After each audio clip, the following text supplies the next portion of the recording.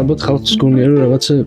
ჩამაგული ისინი არსებობს ინტრიგები კონფლიქტი ვიღაცას დაარტყა და ისე დაიშალნენ და ასე შემდეგ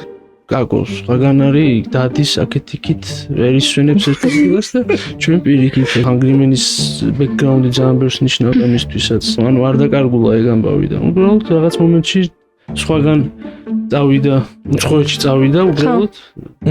თავის მიზნით ცხოვრობდა მაგ პერიოდში და მე დავარუნდა თუ ახსოვს რომ პაუზა იყო და პაუზის შემდეგ ვიდეოში ამბობთ უკვე რა სიახლეები იქნება და კაკო აღარ არის ზედით ეგ იყო კაკოს დასვლის რა რომ არ უნდოდა რომ მაგ მიმართულებით თავიდან ესე აქტიურად ჩართულიყო ხო ამ ჩვენ ვამბობდი ან ყველაფერი აქ ან არაფერი იმიტომ რომ კვება ამოწურა თავისი თავი ფინანსური სარგებლის კუთხით თუ შეგვიხედა არ ქონდათ რესტორნებს იმის საშუალება რომ ის თანხა რაც რამაც შეიძლება პროექტი არჩინოს როდესაც მინიმუმ 4 ადამიანი არის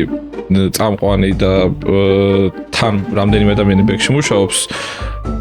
ვერ წლებოდნენ მაგას პროცედურება არ იყო იმის რომ YouTube-ზე შეიძლებოდა რეკლამა გაიკეთებინათ თქვენ რა რეაქცია გქონდათ კაკო რო წავიდა სახელმწიფო ან გაგვიხარ კაკოს ამერიც თავიდან ანონსისთვის კაკოს წასვლა მე პირადად ძალიან გამიხარდა რაღა დაგიმალვა პირადად მივიღე რა ძალიან მეწყინა რომ წავიდა მაგრამ კაკო კაპატიე იცოდე